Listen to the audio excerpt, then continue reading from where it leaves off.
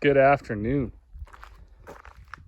I started out yesterday making bags, and I'll slide that video in here. Whew. It's hot, but kind of moment of pride here today. Man beat machine, and I'll show you in a minute here what I mean. So I'm decked out like I normally am. Jeans, it's like 35 degrees, so just a t-shirt today, no hoodie. But I've been making bags this morning. I had to, manually bucket about 900 pounds of grain into a bag because it's up in a bin without an auger in it. I've been shoveling my wheat. I probably shoveled, 7,000 pounds of wheat. The oats, the barley, they're, you don't have to shovel those yet. And then, just in and out of the tractor, untying bags, tying bags, so on and so forth. And I had to roll a couple, so I had the old 430 case running. And, just a tremendous machine. It doesn't really do anything on the farm anymore except for run this roller. The reason we never put an electric motor on here is if you run this 10-inch roller with, the 35 horse or whatever that this tractor is, it rolls a bag, 5 minutes. If the rollers are new, even less. Like, it goes way faster. And in the specific feed making situation that I've set up here for our farm, I need the roller to run quick. So I don't want it to be able to just run all day and do 500 bushels a day. I want it to be able to do 20 bushels, 30 bushels in 5-10 minutes. So it's a little harder on things. The tractor's got to be running full on. So Dad had the hood off the other day. He was doing some repairs and tightened up the coolant lines and everything. But I got looking and I was like, you know what, that thing's getting hot. So I felt bad for the old girl and I shut it off. Okay, Robin 1, machine 0. Couldn't take the heat. Then I get over here to our our 4440, and I was in it and I was looking, and temperature and everything was in the right spot. And one of the requests I got was for a different grind on the barley. They didn't want it rolled. They didn't want it ground too fine. They didn't want, so anyways. So I adjusted the tractor like that because we've done some research on what settings work the best. It's one of the downfalls of having kind of a small mill like this doing commercial applications, I guess you could say, is a bit finicky. So anyways, I set the tractor up for that, what I knew, and it was about 1700 RPM and the auger speed and everything. And then I get over here and I get looking and I'm thinking, get out of town. This tractor's actually overheating too. So Robin 2, machine 0. And before anybody gets too crazy, he's like, oh man, that guy's hard on his machinery. No. I was watching it. I was watching the gauges. Nothing ran out of coolant. Some of the coolant just bubbled out. Not a big deal. Nothing even overheated. So I've got it all shut off now. There's obviously no point in pursuing the feed making for the day because I don't want to wreck anything.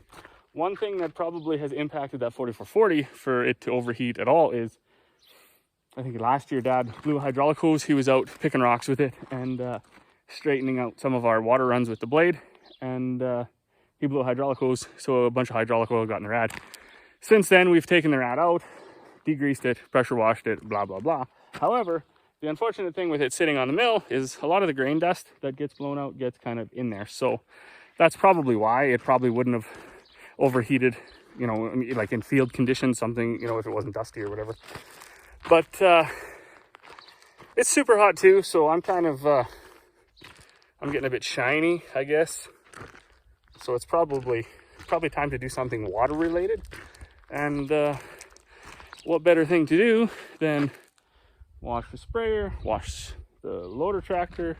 I'm gonna unhook that tractor. I'm gonna wash it. I'm gonna wash these blue tractors. Marvin, I think I'll take back down to the other cold storage shed and stick him in there out of the sun because he's got all them hoses that you don't want to get the sun beaten away at. Gus, I'll probably take down there too because there's just no point in him sitting outside. I'll move my drill around, get the tank unhooked from it, degrease it. Not degrease it, sorry. We spray rust check on it, on the meter rolls and all that stuff. Wherever the fertilizer goes to gets washed good, and then we let it dry off, and then we spray rust check on it.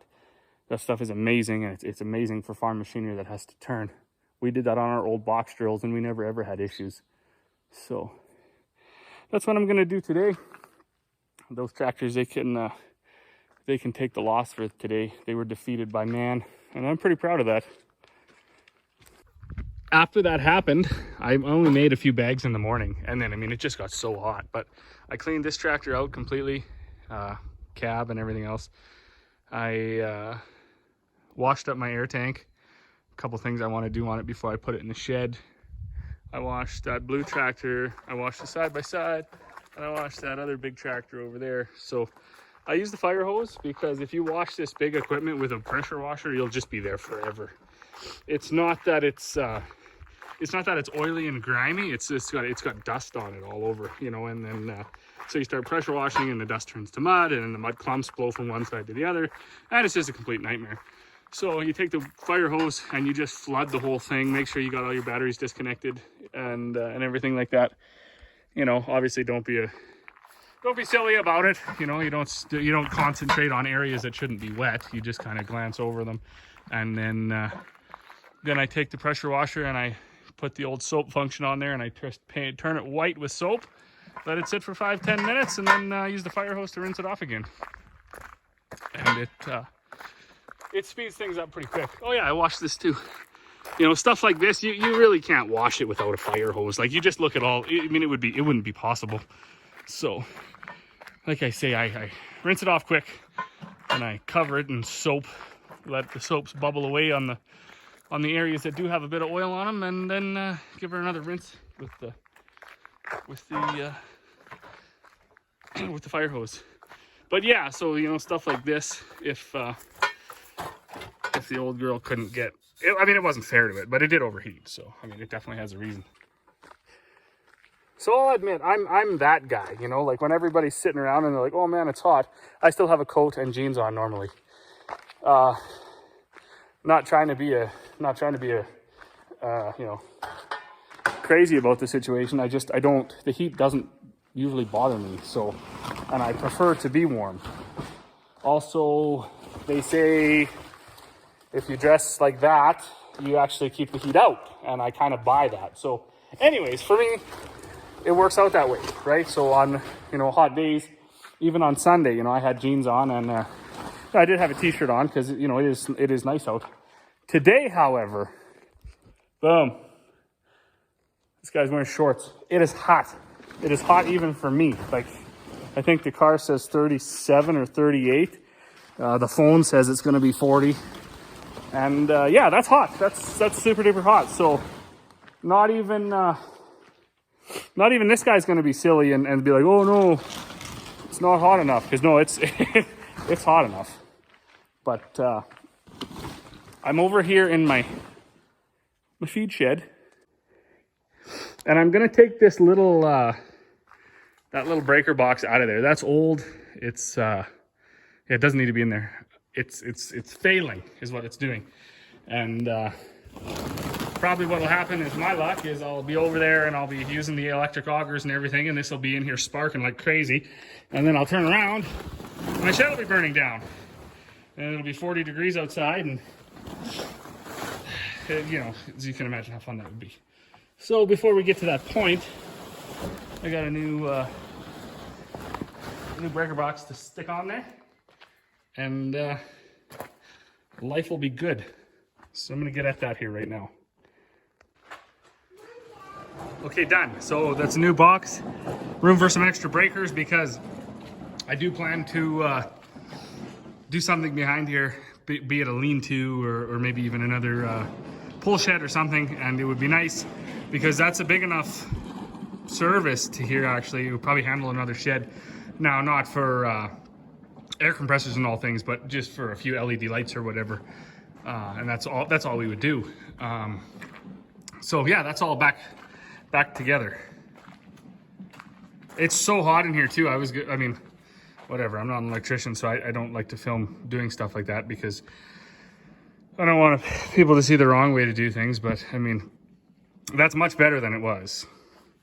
I also have super responsible kids. My daughter just brought me this umbrella to walk back to the shop because she thought it was too hot. And they are right. I am sweating. Unbelievable. Unbelievably hot. So I might grab another power box and go up and do the overhead line that we were putting up to that pig barn. Or I might just go and find a big bucket of ice to crawl in. I don't know. She's toasty. All right, so it's now 7 o'clock, and you're just gonna have to trust me that I finished. I put the new breaker box in the combine shed, and I put the breaker box up in the barn for the pigs. So there's lights up there.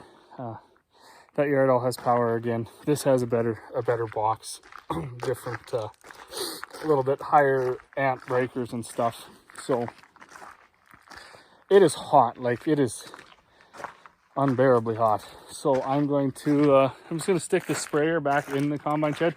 I took it out this morning because I had to load some bags on some people, and that's one of the more important pieces that we try to keep inside, along with our swather and our swather header, because it's all canvas and rubber, and this thing is all hoses, so you don't want the sun just beating away at it day after day after day. The tractors, aside from the tires and the hood and stuff, it might get a little faded, but the paint is so good on this new machinery that it takes forever for it to fade.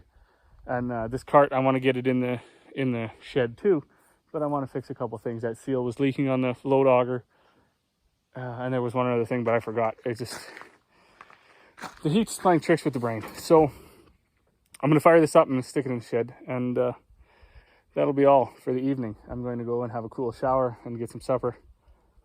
So as always, thanks for watching, and we'll see you all on the next one.